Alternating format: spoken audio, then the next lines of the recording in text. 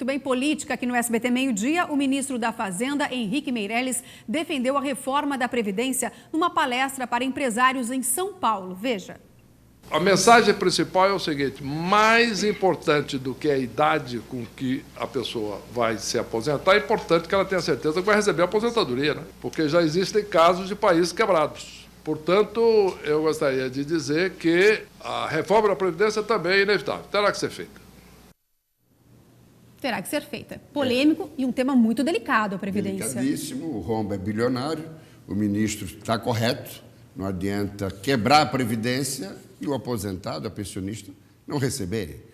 Então está correto, só que o governo, mais uma vez, no vai e vem dos últimos tempos, o governo Michel Temer resolveu deixar para 2017 não apenas a reforma trabalhista, como também a previdenciária. Também porque nas últimas semanas, Yudiane, um corre-corre de muitos brasileiros querendo precipitar a sua aposentadoria, temendo a elevação da idade mínima, que seria de 65 anos para homens e mulheres. Então, é assunto que deve ficar tanto a previdenciária quanto a trabalhista para 2017. Em 2016, o governo já se contenta se conseguir aprovar no Congresso a PEC, proposta de emenda constitucional, que estabelece o teto nos gastos públicos no Brasil.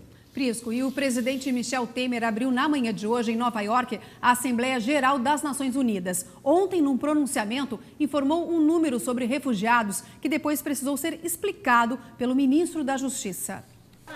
Uma saída rapidinha para evitar a pequena e barulhenta manifestação na porta do hotel onde está hospedado. Longe dos gritos, Michel Temer teve reuniões com os presidentes do Uruguai para falar da situação do Mercosul e de Portugal, onde se discutiu a reforma da Previdência a portas fechadas e sem maiores detalhes.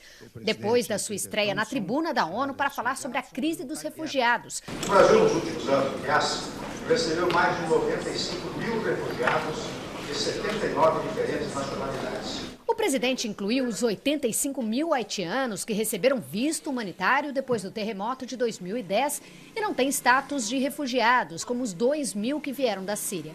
O ministro da Justiça precisou esclarecer esses números. Na verdade, seria discriminatório você excluir os haitianos da possibilidade de serem tratados como refugiados. Um dos grandes interesses desta viagem a Nova York é a questão da recuperação econômica do país, atrair o investidor estrangeiro para obras de privatização e infraestrutura no Brasil. Mas, para isso, o governo Temer teve que falar sobre a instabilidade política e a Operação Lava Jato.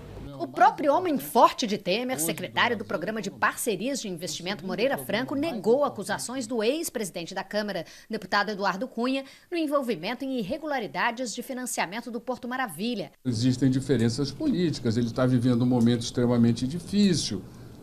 Eu não tenho por que ficar fazendo outras considerações de natureza pessoal ou política em relação a isso. Que situação, hein, Prisco? O que falar?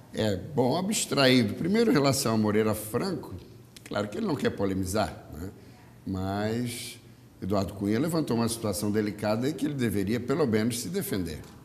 Agora, com relação a Michel Temer, abstraindo a derrapada de ontem dos refugiados, né?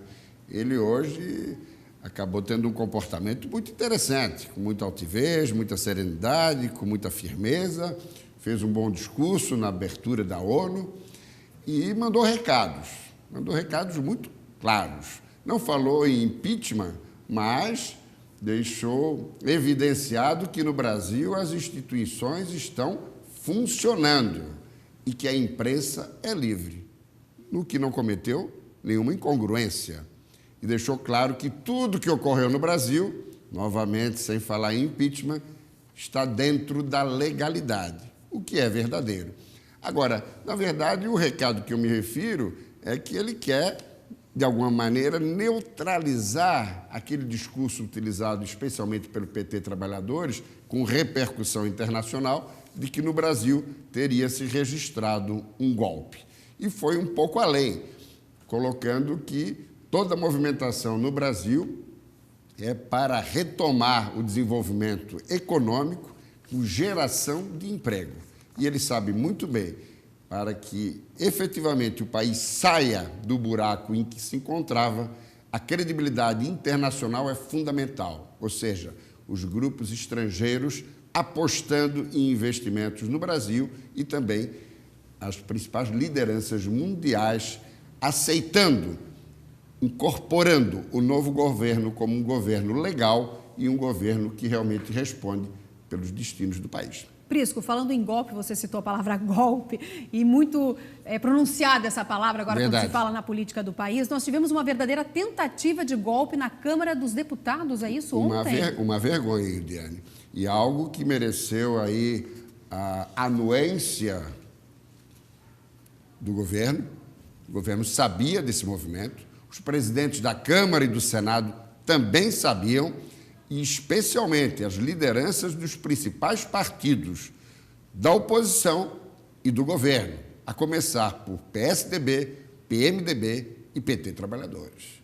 O que seria a criminalização do Caixa 2 para o futuro, numa votação que ninguém esperava que viesse a acontecer, na verdade, estava embutido um dispositivo que objetivava exatamente anistiar todas as práticas de Caixa 2 do passado. Com isso, aliviando a situação de empresários que deram dinheiro para a campanha e também políticos que receberam. Ou seja, é crime daqui para frente. Para trás, oposicionistas e governistas, empresários, políticos que receberam, que transferiram, está tudo ok. Até lembra 2006, quando estourou o mensalão, e Lula da Silva veio dizer que era Caixa 2, como se Caixa 2 não fosse crime. Atual presidente do Supremo Tribunal Federal, ainda antes de assumir o comando da Suprema Corte, foi muito clara. Caixa 2 é crime, e é um crime que merece toda a atenção do Judiciário, da Polícia, do Ministério Público.